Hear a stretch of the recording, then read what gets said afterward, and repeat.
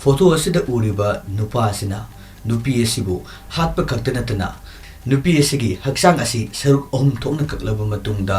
khwangdagina lengjum phawgi nupigi hakchangi saruk singasi refrigerator manungda haptuna thamlambagi warini Indian Navy da technician on the labor nupa asina karigidabak miyoi bigi lichat nataba crime asi nupi asigi mafamda sathakiban haibadu makatarak pasarukta mayam puna community Mayambu Kurumzari Basics update ng asisu ano ba crime wari amakag pudo na luxury Channel asibu nong na tengnabiba amadi Channel asibu nong na tabi Channel asibu nong na tengnabiba amadi crime gi ano ba wari sing left na tabi ning balay bataragadi Channel asibu nung sibiduna like comment subscribe to biram Malim gi oina yengba matamda India hariba leba asi nong matakangdana tongan ba anak pa nathalaba crime kaya thokpa lamdam amakangni lamdam asida nupi angang singda mute mine gang rape tawbiba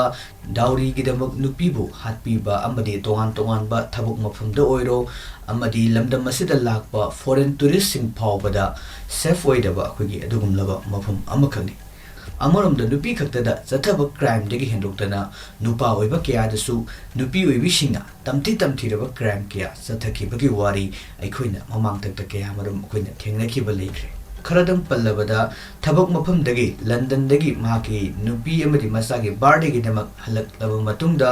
mahaki nupi na aronba nupaga lautuna duna halaba matungda drum manungda Thamlamba muskangi case amadi luhongba tha phadriba silongda honeymoon laaba matungda nupi asina khunekta mahaki mapuroiba sibu mahaki aronba nungsinaba nupagi damak lautuna duna hatkiba kitam tirab case kya aikhoina lepa leitana adumak tari thengnari Ngasishu adugumba case adugi laktagi yamna thamoi songngai oiba miyoi bagi lichat nataba adugumba case amakangni miyamda pujarakliba ase haukiba March tang kuntra numit asigi numidangi pung tara tarakpa matam asida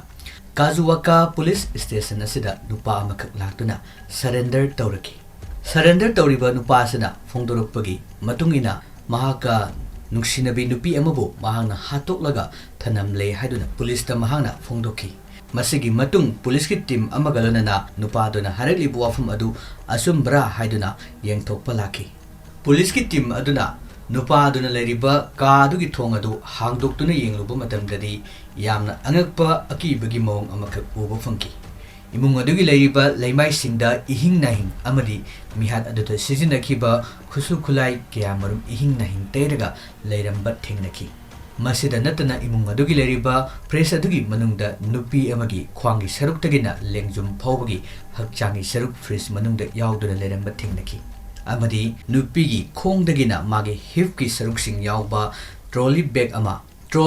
ama phamungi makhada leiramba thengnaki oiriba phibam asida police ki team adu yamna angakpa amari akiba phawki masigi matungda police ki team na forensic science ki team da pau piki amari forensic science ki team sing naktuna thogdok thokphum aduda ningthi jana verification chathaki thogliba thogdo adugi pau sing manak nakpa apartment adu leriba miyam sing tanaraki apartment aduda leriba miyam sing su imung aduda oiramliba phibam aduda yamna angakpa amari akiba sing poknaki thogdo asida chenariba surrender tarukliba nupa asibu police na wahong pahong chathaki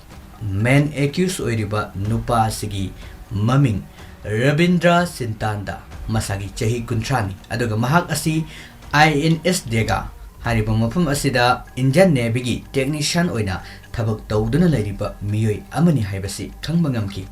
nupa asigi asengba poknafam lamdamna Bijia Nagaram hariba district asigi manung chana leriba Rajam hariba mafam asidagini aduga mahak asi ingkumza lisingani kunga marida yumban punsida khongdaraba matungda mahaki nupi asiga loinana Visakhapatnam gi Gazuwaka police station gi manung chana leriba LR Nagar colony asigi asanba flat amada makoi asi lerikhi bani haibasi khangbangam ki thogdo asida leikhidrabi nupi asigi mamingna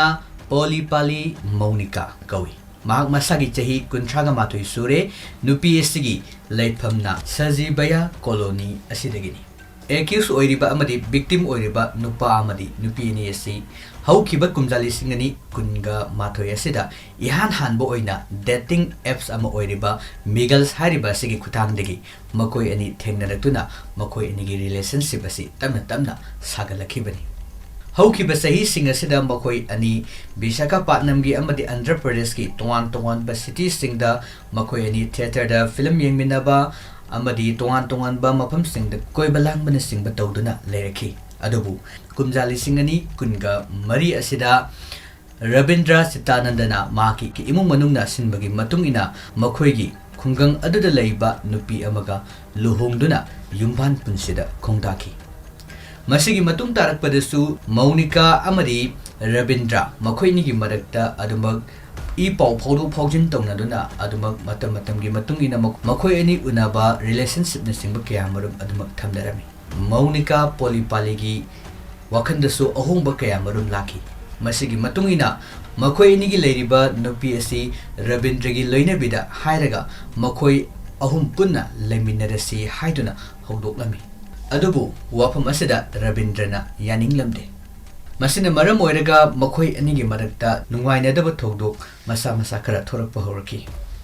asumna matamgi matung ina Rabindrana lauriba nupi asi angang unaki masa nupa ama phangjabagalana ngasidagi hapta ani muki mamangda masa nupa asi phangjaraba matungda mahangna leiriba si renta leibanina sebana singba tawnana bohana ba matamda miro leijatabanina mapamda matam khara leiruna bagidamak Rabindra gi nupi asi maki pongnapam lamdam da hankirame asumna ren asida Rabindra Sitanda masa mathanta ren asida lerami masigi khudong sawa si lauraga mahangna Maunika hariba nupi asiga makoi ani amuhana paw phongraki masigi matungina Rabindrana nupi asibu mahaki leriba room asida laknana bagidamang haiki Mars ki tang kunga mapan numina sida Maunika Polipali Rabindrana leriba flat adu tamna laki makoi ani chaklen ama chaminarami masigi matung tarakpada Rabindra Chintandana Maunika hariba nupi asida mangondagi laukiba lupa lahak ahungga makhai adu pina nabagidamak hairami madugi wahau aduna maram oiraga makoi ni gi marakta ningai sandana ba horaki makoi ani gi leneriba mari asi mahaki nupi da khangalaga makoi ahum punna leminarasi haiba wafam hodoki adubu wafam asi Rabindrana yaramde masigi matung tarakpada Maunika nasu mahaki leriba lupala ahungga makhai asigi senpham asigi mathakta ahenba senpham kharaga amuk hapna nabagidamak wafam hodoklami karigumba senpham asi mahana pidaba taragadi makoi ni gi leneriba mari asi mahakna oina Rabindra gi loina bida haidu obani haiduna nupa asida harami tung tarakpada Rabindrana mahaki asauba aduna maram moiraga nupi asibu makhuri charam lakhatuna hatkirame Rabindra gi mangda mahaka nusinabi Maunika Polipali gi thawai yaudraba hakchang taduna leri Visakhapatnam gi police commissioner oiriba Sankrabata Baksina phongdorupagi matung ina mihad asi satharaba matungda Rabindra Chintandana mihad asi losun bayanana ba amadi masida evidence amata leitana na bagidamak thabak thoram kya sathaki haiba interrogation chathaba matamda khangbangamki Rabindrana phongdorupagi matungina mihad asi mahana satharaba matungda hakchang asi matau karamna manghangadagi haibagi wakhal khalami thawai yaudraba nupi adugi hakchang adu imung aduda thamlamlaba matungda mahagna store amada laktuna athauba thangsing leinanaba khalami adubu mahagna pamliba thangi mong adudi phangdabana maram oraga olani khuthangda mahagna chelami masigi matungda katar amadi sona singba kugi khulai sing adugi matengna Maunika Polipali gi Hakchangbu saruk ohum thokna mana khaidoki mahagna nupi asigi mangak amadi khusana tongana thamlaba matungda mahaki hiptagi horaga khongi saruk ama tongana thamki aduga hairiba part sing asigi manungda khongi amadi hipki saruk sing asina mahaki phamung makhada trolley bag amagi manungda hapchinduna thamki amasung khwangi saruktagi horaga lengjum phawbagi saruk sing asina makoigi yum aduda leriba freeze manungda thamlamki khut amadi koki saruk sing adu mahakna mafam adudagi khara chatlaga leiba umangi lam mi ka hena tanadaba mafam ama oiriba ada bibaram hariba mafam asida chatuna khut amadi koki saruk sing adu mai thaduna manghalami Rabindra Chintandana haidorokpagi matung ina police ki team amana Rabindra Chintandana galonana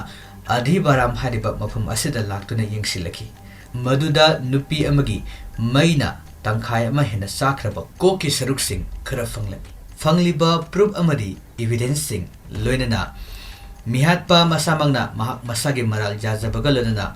Bharatiya Nya Sahitya Eki Section 103 gi makada police na case ama register tauki. Rabindra na leriba flat asiga thangnana leriba miyam singna phongdorpa matamda tholiba thaudu asi makoisu taba matamda yamna angakpa amadi akiba poi loinana thaudu asi chathaba matamda makoina karigumba chingnaba amata Rabindra gi mathakta laikide. Numit asida Rabindra mahok sagumna adumak thaudu thokpa numit asida makogi thengnaba wariwatai sanaba sing loinamak tauki. Maduda normal oina adumak laiki aduga imung asida adugumba thaudu ama thokibagi mapanda samin amata fangba laikide haiduna mahaka yumthang nariba singna presta phongdoki. Rabindrana claim torupagi matungina mahangna nupi asi hatlibagi maramdi nupi asina mangonda haukiba chahi mari asida mangondagi lupa lakh ahum makhai ama laukre. Masigi makha tarakpada ahenba sanpham kharaga amuk pidaba taragadi makhoi anigi leinariba mari asi mahaki nupida